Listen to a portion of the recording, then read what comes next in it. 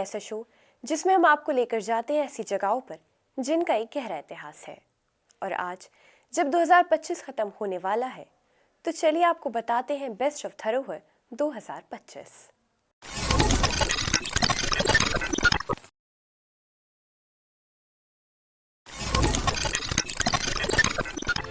तो जैसे आज हम जमाली कमाली में मौजूद है तो मैं आपसे जानना चाहूँगी क्या है ये जगह और क्या है इसकी कहानी। ये एक मस्जिद है, जमाली कमाली मस्जिद कहलाती है। और ये शेख जमाली कम्बो या फिर फजलुल्लाह या फिर हामिद, मतलब बहुत से उनके नाम थे। उस नाम से एक मशहूर सूफ़ी थे जो कि लोदी डायनेस्टी से मुग़ल डायनेस्टी के बीच जिए हैं।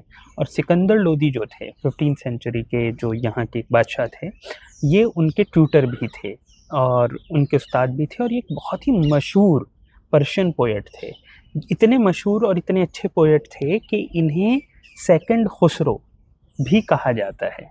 मतलब उस ज़माने में ये था कि Khusro one of the top most हैं, तो उनके बाद अगर कोई पोएट हुआ तो वो ये इनकी मतलब तारीफ़ थी। उसके अलावा इन्होंने पोएट्री की ही फॉर्म में चिश्ती, सोहरावर्दी सिलसिले की तारीख़ यानी कि हिस्ट्री भी लिखी है। उसके अलावा ये हुमायूं के साथ और बाबर के साथ भी इनके रिश्ते अच्छे थे, उनके कोर्ट में ये थे एक तरीके से, और उनके साथ ये उनके एक्सपीडिशंस पर भी गए। तो शेख जमाली एक बहुत इम्पॉर्टेंट सूफ़ी, एक बहुत इम्पॉर्टेंट नोबलमैन, एक बहुत इम्पॉर्टेंट पोएट, ये सब 14th और 15th सेंचुरी के थे। और ये मस्जिद उन्हीं के नाम से जानी जाती है क्योंकि यहाँ पर उनका मकबरा भी है। बराबर में आप देखते हैं उसमें 2 कब्र हैं। एक कब्र शेख जमाली की है, दूसरी के बारे में बहुत क्लियर नहीं है कि वो किसकी है। कमाली नाम कहाँ से आया ये भी बहुत क्लियर नहीं है। कुछ लोग कहते हैं कि कमाली कोई इंसान है, कुछ लोग कहते हैं ऐसे ही वक्त के साथ लोगों ने जमाली कमाली कहना शुरू कर दिया। 20th सेंचुरी के पीछे क्या इस चीज़ के या 19th सेंचुरी के पीछे क्या यहाँ पे कमाली वर्ड जुड़ा हुआ था, इसके भी बहुत क्लियर एविडेंस नहीं है। और कमाली क्या है इस पर भी बहुत क्लियर एविडेंसेस नहीं हैं। इसको लेकर जितनी भी आपको कहानियाँ सुनने में मिलती हैं वो सब लेजेंड हैं, अर्बन लेजेंड।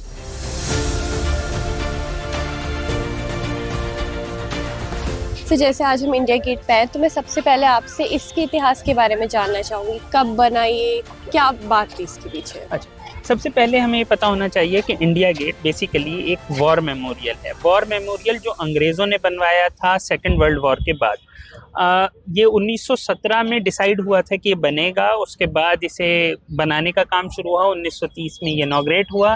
अगर आप इसके ऊपर भी ध्यान दें तो इसके ऊपर आपको नज़र आता है इंडिया लिखा हुआ है। उसके एक तरफ रोमन न्यूमरल्स में 1914 है, एक तरफ 1919 है, यानी कि 1914 से 1919 जो कि फर्स्ट वर्ल्ड वॉर का टाइम पीरियड है। उसके नीचे लिखा हुआ है, अंग्रेजी में लिखा है कि उन सब भारतीय सिपाहियों को डेडिकेट किया गया है जो फ्रांस में, मेसोपोटामिया यानी कि आज का इराक, और थर्ड एंग्लो अफगान वॉर या इन सब जगह जिन्होंने मतलब अपनी सर्विसेज दी। उसके बाद इसमें जगह जगह नाम लिखे हैं। आमतौर पर बहुत से लोग आज के टाइम में सोशल मीडिया के दौर में ये मानते हैं कि ये फ्रीडम फाइटर्स के नाम हैं। ऐसा नहीं है। ये फर्स्ट वर्ल्ड वॉर में अंग्रेज़ फौज की तरफ से जो हिंदुस्तानी सिपाही लड़े थे उनके नाम हैं, और कुछ इसमें यूरोपियन नाम भी हैं। तो टोटल 13,300 से ज़्यादा नाम हैं, जिसमें से लगभग आपके 12,000 से ज़्यादा नाम हिंदुस्तानियों के हैं, हिंदुस्तानी सिपाहियों के, जो अंग्रेज़ों के लिए लड़ते हुए फर्स्ट वर्ल्ड वॉर में मरे। और उसके अलावा बाकी नाम यूरोपियन सिपाहियों के भी हैं या यूरोपियन अफसरों के भी हैं। तो यहाँ पर बेसिकली एक वॉर मेमोरियल है। और इसका डिज़ाइन लुटियंस ने ही किया था, वो लुटियंस जिसने दिल्ली को डिज़ाइन किया। और इसमें ख़ास बात ये पता होनी चाहिए कि उस ज़माने में पूरे दुनिया में जगह जगह वॉर मेमोरियल बने थे। उस वॉर मेमोरियल में से ये एक वॉर मेमोरियल है। ऐसा वॉर मेमोरियल लंदन में भी है। और वॉर मेमोरियल जिस लुटियंस ने दिल्ली बसाई है वो वॉर मेमोरियल डिज़ाइन करने का एक स्पेशलिस्ट भी माना जाता था। तो ये इसका बेसिक इतिहास है।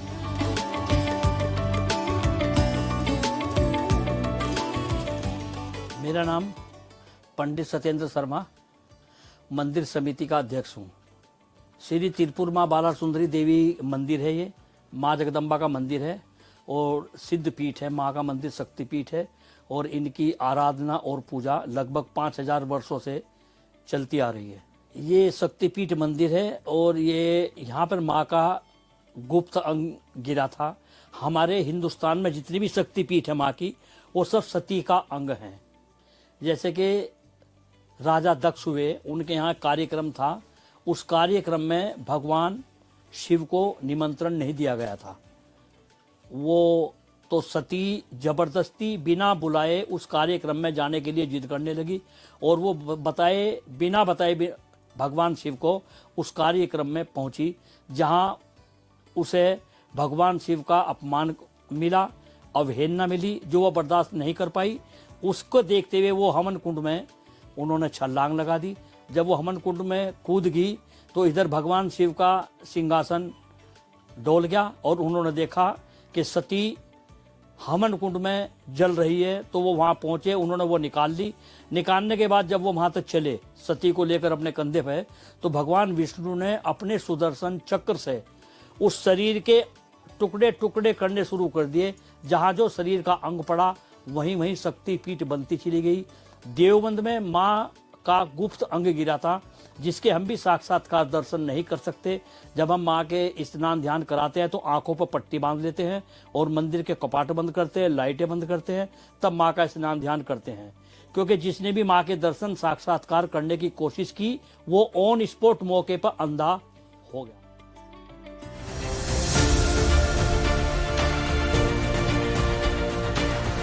तो जैसे आज हम राजघाट में मौजूद है, तो मैं जानना चाहूंगी इसका ये नाम ही क्यों पड़ा, ये इसका इतिहास क्या है? देखिए, यहाँ का जो नाम है वैसे एक गांधी समाधि है, अगर आपने बोर्ड भी देखा हो। इसे राजघाट कहा जाता है क्योंकि राजघाट इसका पुराना नाम है।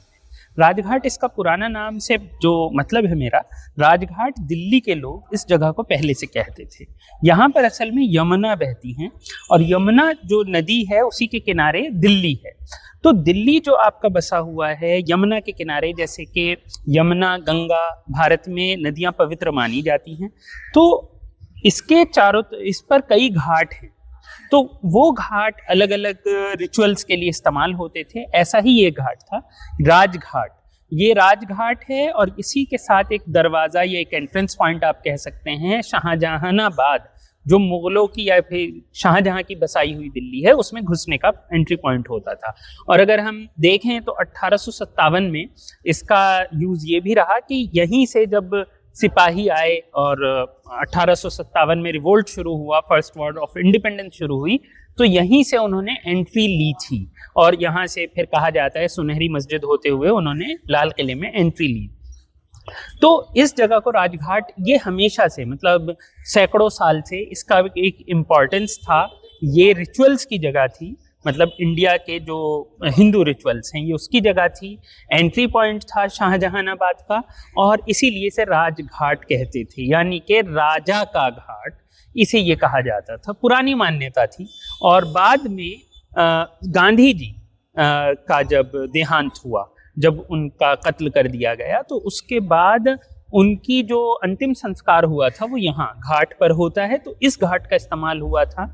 उसके बाद इसे गांधी समाधि के तौर पर चेंज किया गया और जो स्ट्रक्चर फॉर्मलाइज हुआ वो 1960 के बाद हुआ।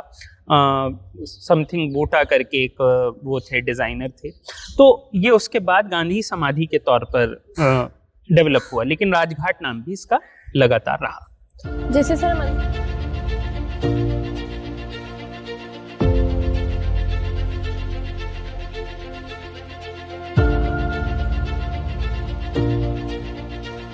मुगल हाउस होल्ड में जो माँ होती थी, जो क्वीन होती थी, क्वीन मदर होती थी, वो बहुत इम्पोर्टेंट होती थी। जब मुमताज महल, उनकी मदर का इंतकाल हुआ, जहांआरा की मदर, शाहजहां की जो बहुत ही फेवरेट वाइफ थी, जिनके नाम से उन्होंने ताजमहल जिनकी मेमोरी में बनाया, जब मुमताज महल का इंतकाल हुआ तो महज 17 साल की उम्र थी जहांआरा की, और वो सबसे बड़ी औलाद थी, औलाद अकबर थी। तो ये एक बहुत क्या कह सकते हैं कि स्ट्राइकिंग पर्सपेक्टिव है कि जहांआरा को ये लक़ब, जो आप कहते, ये लक़ब उनको, ये टाइटल दिया गया पाशा बेगम का, कि जो head of mistress of the queen of the house hold का उनको जो टाइटल दिया गया, ये आम तौर पर जो माएँ होती थी, जो वाइव्स होती थी, क्वीन होती थी, जो किंग की, जो बादशाह की बीवियाँ होती थी, उनको दिया जाता था। लेकिन ऐसा इतना इम्पोर्टेंट टाइटल जहांआरा को दिया गया, वो ये भी बताता है कि वो अपने फादर की फेवरेट थी शाहजहां की। उसके साथ साथ वो ये भी बताता है कि कितना कमांड था उनका इतनी कम उम्र में भी अपने हाउस होल्ड में, अपने डोमेस्टिक रिलेशनशिप्स में। तो ये उनको एक स्ट्राइकिंग कैरेक्टर के तौर पे हमारे सबके सामने लाता है जहांआरा।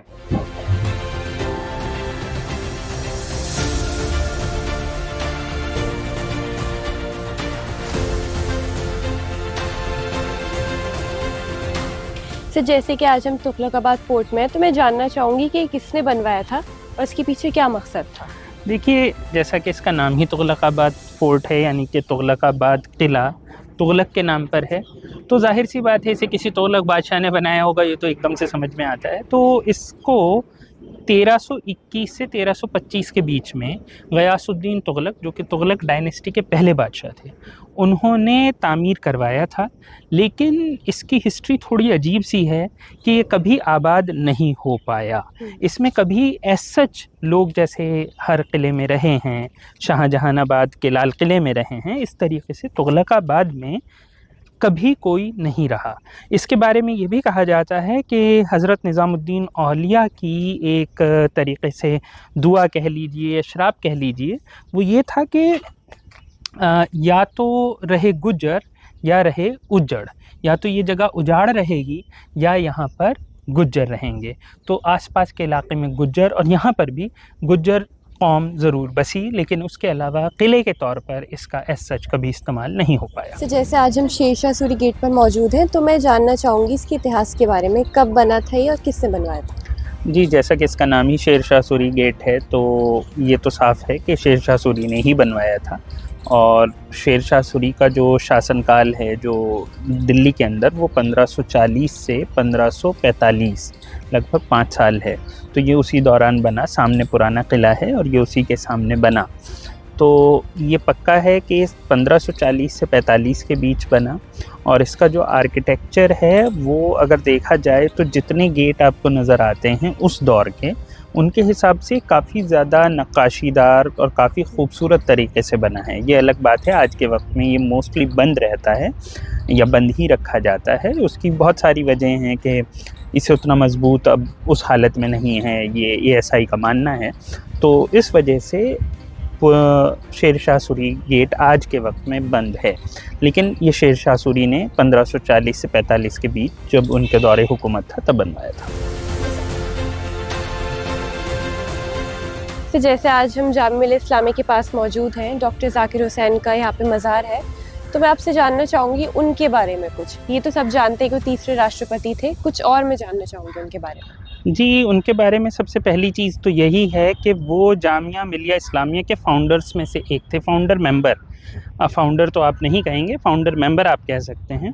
उसके अलावा वो भारत की जो आज़ादी की लड़ाई है उसके ख़ास मुजाहिद हैं, एक फ्रीडम फाइटर हैं। वो एजुकेशनिस्ट के तौर पे उनका बहुत बड़ा रोल है। एक और चीज़ ये है कि उन्होंने जो जर्मनी से PhD हासिल की थी इकोनॉमिक्स में। हिंदुस्तान से शुरुआत के कुछ PhD इकोनॉमिक्स में से वो आते हैं। अम्बेडकर साहब भी इकोनॉमिक्स में PhD उन्होंने भी हासिल की थी। तो ये एक बहुत ही मतलब ख़ास बात उनके बारे में है। ख़ास बात ये भी है कि जब शुरू में जामिया बना तो जामिया अलीगढ़ में बना था, एज अ बॉयकॉट बना था। तो जब बॉयकॉट के तौर पर ये बनाया गया तो उस वक्त ज़ाहिर सी बात है पैसा देने के लिए नहीं था। फ्रीडम स्ट्रगल के तौर पे गांधी जी की कॉल थी और कहा गया था कि सब लोग थोड़ा थोड़ा देंगे। तो कुछ टीचर्स ने वॉलंटरीली ये कहा था यानी कि हम पढ़ाएंगे। तो उनमें से एक ज़ाकिर हुसैन साहब भी थे, जो बाद में जर्मनी उसके बाद गए, 1922 में गए वो। तो इनकी एक शुरुआत थी। उसके बाद जब ये वापस आए तो वापस आके फिर इस मूवमेंट से जुड़े, फिर ये यहाँ के वाइस चांसलर बने, बहुत लंबे अरसे तक वाइस चांसलर रहे, 1948 तक रहे। उसके बाद जब ये भारत आज़ाद हुआ तो ये महसूस किया गया कि अलीगढ़, जो कि पाकिस्तान मूवमेंट का हिस्सा होने की वजह से काफ़ी प्रॉब्लमेटिक इंडिया में होके देखा जा रहा था, उसको सही करने के लिए किसी को भेजना होगा तो मौलाना आज़ाद और जवाहरलाल नेहरू एक्सेट्रा ने ये डिसाइड किया कि जाकिर हुसैन ही वो सही आदमी हैं जिन्हें भेजा जाए। तो ये वहाँ गए, फिर उसके वीसी बने, उसके वाइस चांसलर बने, उसको एक तरीके से मेन स्ट्रीम किया। उसके बाद ये बिहार भेजे गए एज गवर्नर, वाइस प्रेसिडेंट बने, प्रेसिडेंट बने। उसके अलावा एजुकेशन में इनका एक और बहुत बड़ा रोल है जिसे हम नेशनल एजुकेशन पॉलिसी कहते हैं। अभी न्यू एजुकेशन पॉलिसी आई है, उससे पहले की है, कई बार रिवाइज हो चुकी है। ये भारत की 1937 की एक वार्धा की कमेटी पर बेस करती है खुद को, जो गांधी जी ने के देख रेख में हुई थी। उसको बनाने का जो काम था वो जाकिर हुसैन को ही दिया गया था, डॉक्टर जाकिर हुसैन को दिया था गांधी जी ने, क्योंकि एजुकेशनिस्ट के तौर पे कांग्रेस का ये बड़ा नाम थे। और उसके बाद जब सुभाष चंद्र बोस प्रेसिडेंट ऑफ कांग्रेस थे, तब उसे पूरे तौर पर एक गोल के तौर पर कांग्रेस ने अपनाया था। तो उस गोल को अगर आप देखें तो उस गोल को लेकर ही जब भारत आज़ाद हुआ तो एजुकेशन पॉलिसी बनी। उसके बाद जितनी बार रिवाइज़ हुई, यहाँ तक कि इस बार भी जो रिवाइज़ हुई, उसका जो मेन गोल है, मतलब उसके तरीके बदल जाते हैं क्योंकि टेक्नोलॉजी बदल रही है, ज़माना बदल रहा है, लेकिन जो मेन गोल, मेन एम्स हैं वो लगभग वहीं के वहीं रहे हैं। ये एक अलग बात है, उस ज़माने में मुस्लिम लीग ने कहा था कि ये एजुकेशन पॉलिसी एंटी मुस्लिम है, और जबकि ये एक मुसलमान इंसान ने ही एक तरीके से फॉर्मुलेट करी थी, लेकिन वो तो खैर एक पॉलिटिक्स की बात थी। तो अगर आप देखें तो हिंदुस्तान में आज भी जो एजुकेशन पॉलिसी है प्राइमरी लेवल से लेके ऊपर तक, उस पर जाकिर हुसैन साहब की एक छाप है। जामिया मिलिया इस्लामिया तो खैर उनका है ही। उसके अलावा अलीगढ़ मुस्लिम यूनिवर्सिटी जिस शक्ल में आज नज़र आती है वो जाकिर हुसैन साहब की देन है। और इसके अलावा उनके और छोटे छोटे और बहुत सी चीज़ें हैं, जैसे कि आप जाते हैं मुग़ल गार्डन्स जाते हैं, उसमें जो रोज़ का काम है ज़्यादातर, उसमें इनका बहुत बड़ा रोल है क्योंकि इन्हें बड़ा शौक़ था बागवानी का। 2025 में हमने शेरशाह सूरी गेट से लेकर इंडिया गेट तक और भी बहुत सी जगहों का इतिहास जाना है। ऐसी और भी वीडियोस के लिए आप देखते रहिए हर संडे धरोहर।